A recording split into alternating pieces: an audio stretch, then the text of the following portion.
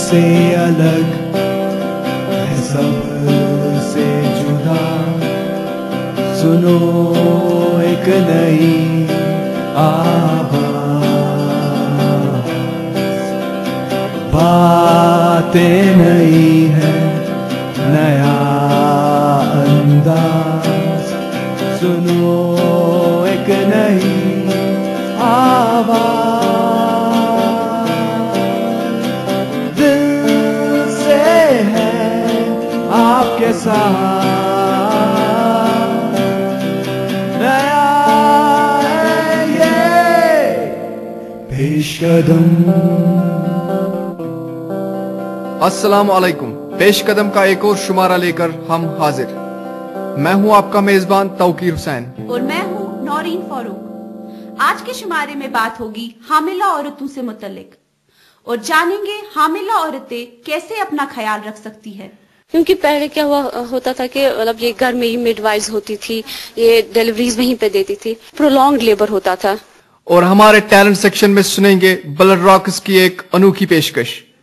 ہیرے موتی میں نہ چاہوں، میں تو چاہوں سنگم تیرا۔ اور سنائیں گے آپ کو ایک خوبصورت کشمیری نغمہ۔ لیکن سب سے پہلے سنتے ہیں ہماری آج کی کور سٹوری۔ آج ہم آپ کو پچھلے ہفتے کی کور سٹوری کا دوسرا حصہ سنائیں گے، جس کا موضوع تھا ریاست میں سرکاری ملازموں کی ہڑتال۔ کچھ عرصے سے ہماری ریاست کے سرکاری ملازم مانگ کر رہے ہیں کہ ان کی ریٹائرمنٹ کی عمر 58 سال سے بڑھا کر 60 سال کی جائے۔ حالانکہ سرکاری ملازموں نے اپنی ہڑتال ختم کر دی ہے، مگر ان کے مطالبات ابھی تک پورے نہیں ہوئے ہیں۔ اس سلسلے میں آئیے سنتے ہیں پیش قدم کے عمر اشرف بالا اور سجاد احمد کی تیار کردہ رپورٹ یاسف ملا کی زبانی۔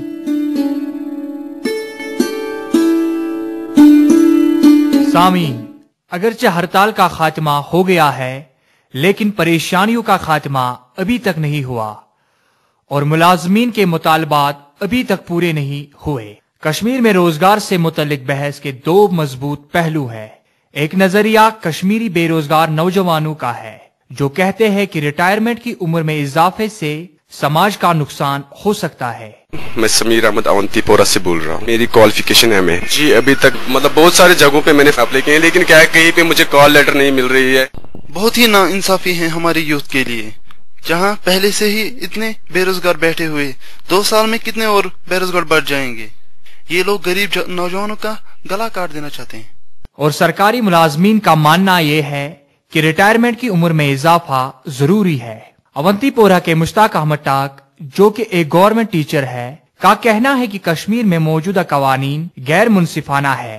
کے ایس کیڈر کے اور جو آئی ایس کیڈر کے لوگ یہاں پہ ہوتے ہیں وہ 58 سال میں ہی ریٹائر ہو جاتے ہیں، جبکہ دوسرے اسٹیٹوں میں 60 سال تک کی ریٹائرمنٹ ایج ہوتی ہے۔ یہ کوئی مسئلہ نہیں، یہ گورنمنٹ خود مسئلہ بناتا ہے، اور جو باقی جو نوکری کرتے ہیں ان کو بھی اگر زیادہ دیا، یعنی کہ 2 سال دیا جاتا تو وہ بھی ٹھیک رہتا۔ سرکاری ملازمین جیسے کہ محمد اشرف بالا کا کہنا ہے کہ وہ ہڑتال پہ قطعی نہیں جانا چاہتے تھے، پر سرکار نے ان کی نہ سن کر ان کو یہ قدم اٹھانے پہ مجبور کر دیا۔ جب سینٹر نے دیا، ان کے ساتھ بھی ڈائیلاگز ہوئے، ٹیبل ٹاکس ہوئے، تو انہوں نے ہمیں بار بار کہا ہم ایریئر دیں گے، پھر ٹیبل ٹاک ہوئی، نہیں دیے۔ 2-4 بار ایسے ہی طریقے سے ہوئی تو ہم سٹرائک ہونے پر مجبور ہوئے، ہم نے سٹرائک لی۔ ریٹائرمنٹ کی عمر میں اضافے کے علاوہ سرکاری ملازمین کا کہنا ہے کہ 6th پے کمیشن کو بھی پوری طرح سے لاگو کیا جائے۔ محمد امین باگو، جو سوشل ویلفیئر ڈپارٹمنٹ میں کام کرتے ہیں، کا کہنا ہے۔ یہ 2006 مز گو پے کمیشن، 2006 پہ ایج 4 ؤری گئی آج تک کیا دن، یہ حق پن یل زن اسمبلی ممبرن کور 40 پہ 60 اکوٹے تنخواہ 20,000 روپیہ آئی تم کھاڑنے، نہ کھانا شور نہ کی تمو وون تو گو سنس پہ ایجر پونس کھٹکان۔ کچھ کشمیری بے روزگار نوجوانوں کا کہنا ہے کہ وہ اس مطالبے سے اتفاق رکھتے ہیں۔ یہ جنون کیس ہے کہ مطلب ملازموں کا تنخواہ بڑھا دینا چاہیے، لیکن یہ جو کہہ رہے ہیں کہ 2 سال اور ایکسٹینڈ ہونا چاہیے، یہ بالکل غلط ہے۔ لیکن ابھی دونوں طرف سے کسی کو کوئی بھی راحت نہیں ملی۔ फिर चाहे वो कश्मीर के बेरोजगार नौजवान हो या सरकारी मुलाजमीन। लोगों का कैसा रवैया रहा इसका की तरफ तो हमें देखना ही नहीं चाहिए, क्योंकि जो अगर हम कश्मीर की आबादी की तरफ देखेंगे तो वो तकरीबन उसमें तो खाली 4% या 5% ऐसे लोग हैं जो कि गवर्नमेंट एम्प्लॉई है। तो ज्यादातर तो लोगों की यही राय होगी, क्योंकि 95% जब वो हैं जो गवर्नमेंट एम्प्लॉई नहीं है उनका तो रवैया यही रहेगा कि वो तो इस ड्राइव को तो गलत ही मान रहे होंगे, लेकिन ये मुलाजिमों की अपनी कुछ मजबूरियां हैं जिसकी वजह से उन्होंने ये ड्राइव की। फिर भी तरफेन को उम्मीद है कि सरकार कुछ ऐसे इकदाम उठाएगी जिससे सरकार भी मुतमईन हो और मुतालबात करने वाले भी। कि ये गवर्नमेंट ने लोगों को गुमराह किया। जब तमाम वैली में तमाम डिपार्टमेंटों की वैकेंसीज हम देखते हैं तो कुल मिलाकर कोई 1 लाख के करीब वैकेंसीज है। इसके बरक्स गवर्नमेंट ने लोगों को गुमराह किया कि अगर हम एज बढ़ा देंगे, रिटायरमेंट की हद 58 से 60 करेंगे तो छोटा कौम जो है ये बेरोजगार हो जाएंगे। सामीन, बच्चा माँ बाप के लिए किसी नियामत से कम नहीं होता। यूं तो हर बच्चे की पैदाइश के बाद इसका खास ख्याल रखना जरूरी होता है, लेकिन बच्चे की पैदाइश से पहले भी उसका ख्याल रखना लाजमी होता है। पेशकदम की सहाफी हादिया शफी हमें बताएंगी कैसे एक माँ अपने बच्चे की पैदाइश से पहले उसका ख्याल रख सकती है।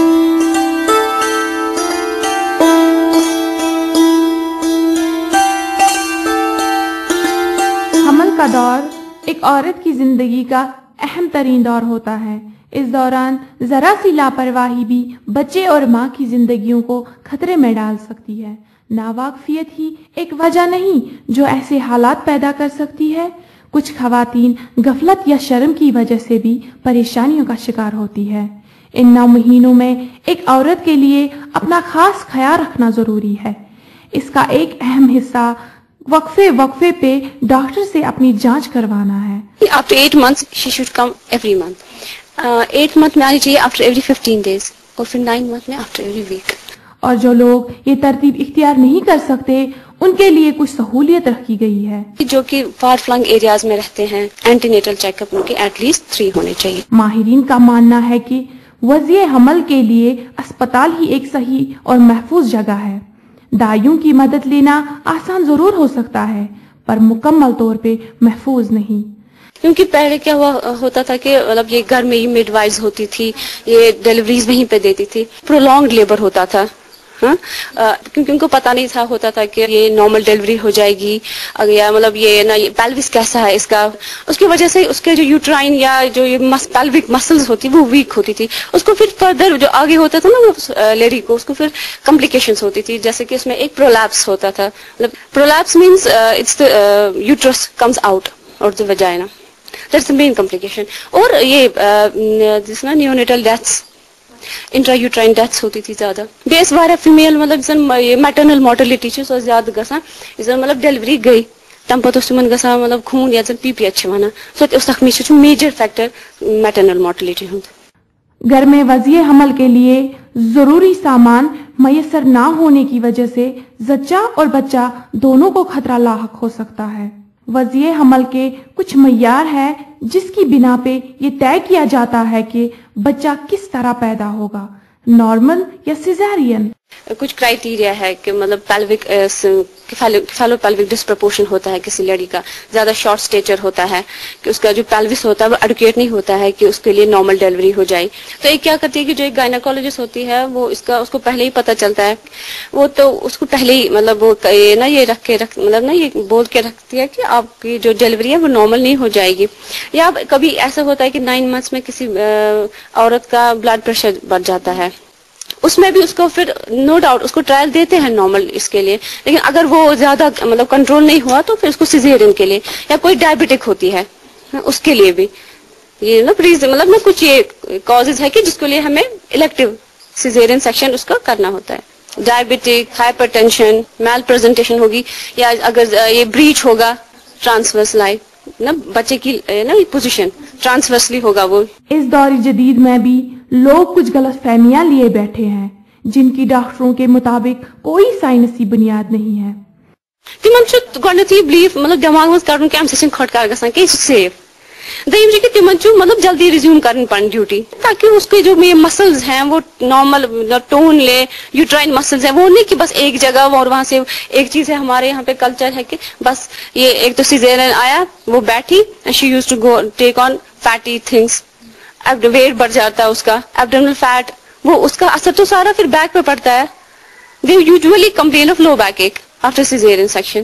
ڈاکٹر صاحبان کہتے ہیں کہ وہ سی سیکشن میں بھی اچھی خاصی احتیاط برتتے ہیں. اگر ہم یہ دیں گے اسپائنل انستھیزیا دیں گے، سر میں درد ہوتا ہے وہ اب اوائڈ کر سکتے ہیں ہم. اب انستھیٹک کچھ ہے کہ by using wide bore needles, hydration اچھی طرح سے پیشنٹ کو پہلے دینی ہے، ٹھیک، وہ اوائڈ. اور وہ شارٹ ٹرم ہے، that are not long term, وہ شارٹ ٹرم ہے، وہ اوور کم کر سکتے ہیں. لوگ ڈسٹرکٹ یا سب ڈسٹرکٹ اسپتال جانے کے بجائے وادی کے واحد زنانہ اسپتال للدت جانے کو ترجیح دیتے ہیں، اور للدت اسپتال میں کام کا بوجھ زیادہ ہونے کی وجہ سے ڈاکٹر بھی پیشنٹس کا پورا دھیان نہیں رکھ پاتے. ڈسٹرکٹ لیول پہ بھی گائنیکولوجسٹ اویلیبل ہے، اینستھیٹسٹ اویلیبل ہے. سب ڈسٹرکٹ لیول پہ بھی گائنیکولوجسٹ، اینستھیٹسٹ، بلڈ ٹرانسفیوژن فیسلٹی اویلیبل ہے. اگر ایک لیڈی، وہ مجھے لگتا ہے کہ اس کو پریفر کرنا چاہیے ڈسٹرکٹ لیول، سب ڈسٹرکٹ لیول، تاکہ وہ جو مطلب اوور لوڈ ہوتا ہے ایل ڈی پہ وہ کم ہو جائے. سب ڈسٹرکٹ لیول پہ بھی ہماری گائنیکولوجسٹ ہوتی ہے، وہ سیزیرین سیکشن وہاں پہ کرتی ہے. اب ایک چیز ہے کہ اگر مطلب کچھ کمپلیکیشن ہو جائے گی ڈسٹرکٹ یا سب ڈسٹرکٹ لیول پہ تب جا کے وہ ریفر کریں گے وہاں. حالانکہ حاملہ عورت کو کچھ خاص پرہیز کرنے کی ضرورت نہیں، لیکن پھر بھی آخر میں کچھ احتیاط برتنا ضروری ہے. اس میں جو آئرن رچ فوڈس ہے، ملک ہے، ڈیٹس ہے، ریزن ہے، یہ کھانا، فریش فروٹس کھانے ہیں ان کے لیے. Avoid this weight lifting, heavy weights. بس وہی ڈیورنگ پریگنینسی وہ کچھ ایکسرسائز کرے گی تاکہ جو پیلوک مسلز ہوتی ہیں کس خاص ایکسرسائز کہ مطلب واک کر سکتی ہے. نارمل جو روٹین میں ہم جو کہ ایک نان پریگننٹ وومن بھی کرے گی نا، وہ اس کو کرنا ہے. مطلب اس کچھ خاص بس ڈیلی روٹین ورک کے لیے کچھ نہیں ہے. ٹھیک روٹین ورک کرتے رہنا چاہیے جل اینڈ. احتیاط علاج سے بہتر ہے اور ہم احتیاط برت کے بہت ساری زندگیاں بچا سکتے ہیں.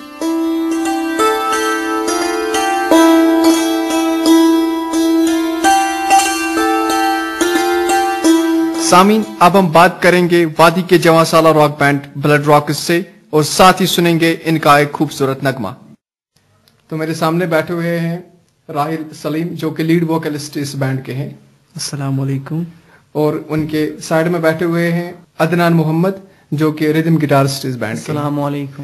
تو آئیے جانتے ہیں، ان سے بات کریں گے کہ اس ویسٹرن میوزک میں ان کا شوق کیسے بڑھا اور یہ بینڈ کیسے وجود میں آیا. میوزک کا شوق ایسے پڑا کہ ویسے برتھ میں کسی کو میوزک ہمارے بینڈ میں کسی کا تھا نہیں، مطلب میوزک کی ہمیں پہچان تھی.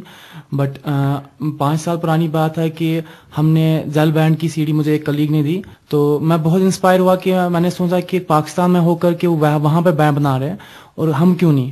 اس کے بعد ہم نے سرچ کی، مطلب میں نے سرچ کی، میں نے بولا گھر والوں کو میں نے گٹار سیکھنا ہے، تو ان نے بتایا نہیں کیا گٹار دیٹس، مطلب ان نے دوسرے میں لیا.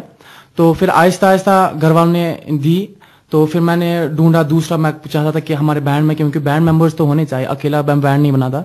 تو پھر بینڈ میرا کلیگ ایک تھا، بیسٹ فرینڈ تھا، وہ بھی مل گیا. تو پھر آہستہ آہستہ گھر پہ مگر مانا نہیں، نہ گٹار لانا نہ گٹار سیکھنے، اس کا جو بھی کرنا ہے گھر پہ کرو. تو راحل صاحب، آپ ہمیں بتائیں کہ آپ چونکہ انجینئرنگ کرتے ہو SM کالج میں، تو یہ شوق آپ کو کیسے آیا کہ آپ لیڈ ووکلسٹ بن گئے؟ میں تب 9th میں پڑھتا تھا، تو میری کزن کی شادی تھی، تو ان کا ایک فرینڈ مبشر، تو ان کو میں نے دیکھا تھا بجاتے ہوئے، تو پھر شوق پڑ گیا. پھر میں نے گھر والوں کو بولا میرے کو گٹار لانا ہے، تو انہوں نے بولا پہلے 9th پاس کرو تو لائیں گے. تو پھر 9th پاس کیا تو دادی نے لایا. تو پھر میں ڈھونڈ رہا تھا کہاں سیکھوں گٹار، کہاں سیکھوں. تو ایک فرینڈ نے بولا کہ 1-2 اور لڑکے ہیں وہ بجاتے ہیں ایسے، تو ان سے ملو، تیرے کو بولیں کہاں جانا ہے سیکھنے. تو میں اصل میں ایز اے ریدم گٹارسٹ آیا تھا بینڈ میں، لیکن میرے کو نہیں پتا تھی میں ایسا اچھا گاتا ہوں، پتا نہیں آتا ہو جائے گی نہیں. تو پھر انہوں نے بولا تو ایز اے ووکلسٹ آ جا بینڈ میں. تو یہ بینڈ آپ تو انڈیویجولی الگ الگ گاتے تھے، تو بینڈ کا وجود آپ کو کہاں سے آ گیا؟ پھر آہستہ آہستہ جب فرینڈس ملے، جب اس کو میں بس میں ملا، میرے ہاتھ میں گٹار تھا، تو اس نے بتایا آپ کیسے مطلب کیا گٹار بجاتے ہو. دین ہم ملے گھر پہ، تو ایز اے ریدم گٹار، جیسے اس نے کہا ریدم گٹار سے ہمارے گھر پہ آیا. دین آفٹر دیٹ اس نے ایک کلاش کھیر کا ایک گانا گایا، وہ بھی مجھے یاد ہے. وہ